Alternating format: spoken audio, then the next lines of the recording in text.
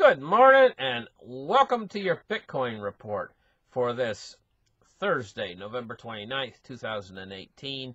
Let's get started right here and let's open up the charts and take a look at the price of Bitcoin and see what she's doing.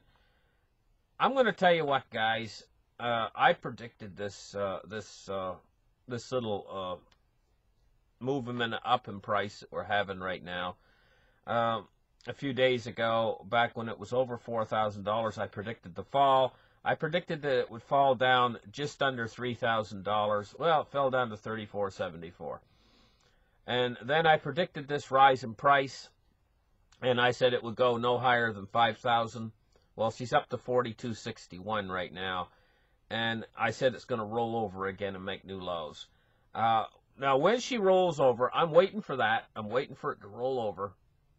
I think it might go as high as 5,000 before it rolls over. And then I'm expecting it to fall. And when it falls, I'm planning on buying in or trying to buy some around just at the low 3,000s. I'm going to catch a falling knife because it very well could fall down below where I buy in because it's going to be heading down to make new lows. I'm not going to be greedy. I'm going to try to catch it at around 3,200, 3,100 on its way down, and I'm going to buy in. I'm not going to be greedy. Now, these real investors, these real guys that are really out there that really want to do the markets and stuff, they use computers and everything else and robots and everything else to buy in at a certain price, and they won't want it even $1. Difference in price. They want to get the best, lowest price and never catch a falling knife and all this kind of stuff. I'm going to catch a falling knife. Who cares? Because where Bitcoin is going in the final end, the final result, when the final tally is in, Bitcoin is going to be to the moon and beyond, and it's not going to really matter so much if you bought it at 4,000 or 3,000 or 5,000. What's going to matter is you have it and it's in your possession. Another thing about cryptocurrency is, there's only several assets that are like this. Everything out there in the system that is dollar denominated, everything out there has counterparty risk associated with it. Now, when the next crisis comes, you're going to find out what that means. Counterparty risk. But cryptocurrency doesn't have counterparty risk if you get it off of the exchange. Now, when it's in the exchange, there's counterparty risk attached to your cryptocurrency. You could lose it. But when you get that cryptocurrency off of the exchange and get it in your own personal wallet, and you get if you got your wallet on your computer, you get a data file, what's called a DAT file. You take that DAT file, you put it on a USB card, and you put that USB card in the safe in your house, or if you don't have a safe, put it someplace very special where you know where it's at, because that is your Bitcoin. If you've got the old-fashioned Core wallet, that's your Bitcoin. It's that DAT card. And then what you can do is you can erase you can do anything you want with your safe. You got that DAT card. Now, in some of the newer wallets like Trezor, these hardware wallets, they give you these 24 words to store away, and that's basically your DAT file, And the DAT file, or 24 words, that is your money. That's your money. Okay, so you store it away. And if you leave that put away on your own wallet, there's no counterparty risk anymore.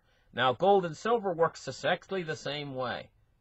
The physical gold and silver, when your guy comes, if he delivers you a little package and say it's got a dozen silver coins in it, those dozen silver coins, as soon as they're in your hand, they don't have any counterparty risk associated with them. And you take them and hide them away someplace where they're very secure, and that money doesn't have any counterparty risk. Counterparty risk is going to become extremely important when margin calls come during the next financial crisis. That's when counterparty risk is going to start to rear its ugly head. Counterparty risk doesn't seem very important as long as the system is ticking along okay and there's nothing wrong with it.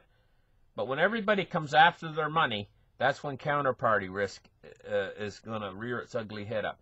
Okay, let's take a look at cryptocurrency market capitalizations. $138 billion today. Bitcoin dominance of 54%. Okay? And what we're looking at is we're looking at a mixed bag. Some coins are up, some coins are down. I personally, myself, I think that there's a huge conspiracy going on here. I'm starting to smell a rat big time. And where I'm smelling the rat is going back to when I first started with these coins, you know, and started playing around with them. I didn't even understand them really all that well first. When I first saw Bitcoin, it was 60 bucks.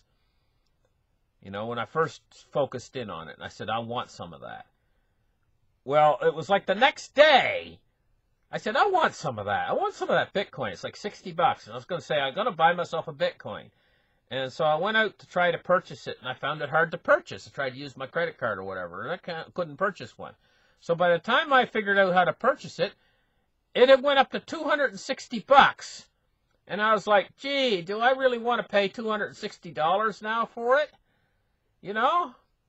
I was like debating with myself, you know. So I said to myself, well, I'll buy like a half of one. And then I bought like a half of one or whatever at 260 bucks, and the price fell back down again. So then I toyed with it for a while after the price fell back down. You know, from 260, and that was the first big time I got to saw Bitcoin go into a bubble, and then the bubble pop. That was the first time I got to see it, and it kind of scared me a little bit and everything. I was to see Bitcoin do that again a couple more times, and I watched it very carefully every time it's done it.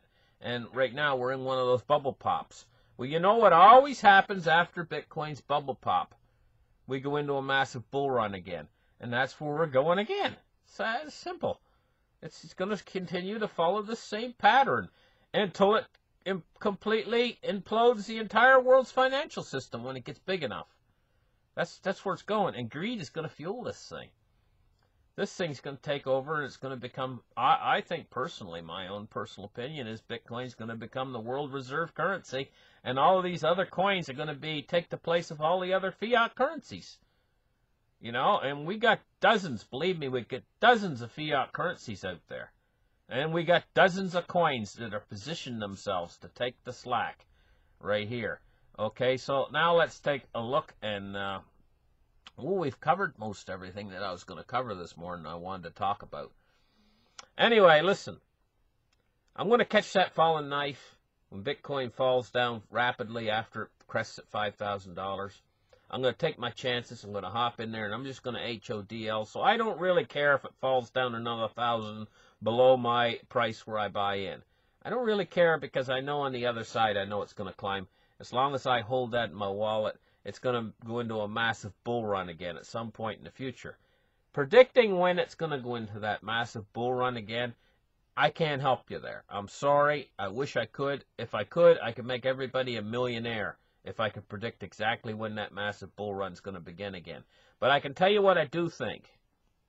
I think that the beginnings of this next massive bull run, we're not going to see a quick shoot up in price. What we're going to see is a steady, very slow increase in price. And then later we'll see it start to shoot up as it starts to heat up, as the market starts to get sentiment back in a positive way for Bitcoin. That's how I'm going to read it into it to know when the bull market is actually starting again. So we'll see you guys later. You guys have a nice day today. The weekend's coming up. I don't know if you guys have made any plans yet for the weekend. And I want to say I appreciate all my fans out there. Thank you for tuning in to my channel. My channel would not survive without you guys' support. I absolutely know this. And so I appreciate each and every one of my subscribers out there. Thank you guys. Have a really nice day, and I hope you're making plans for the weekend like I am, and have a nice weekend. Monday morning, I got to get my tooth out. Oh, tooth has caused me so much trouble. Bye-bye, guys. See you later.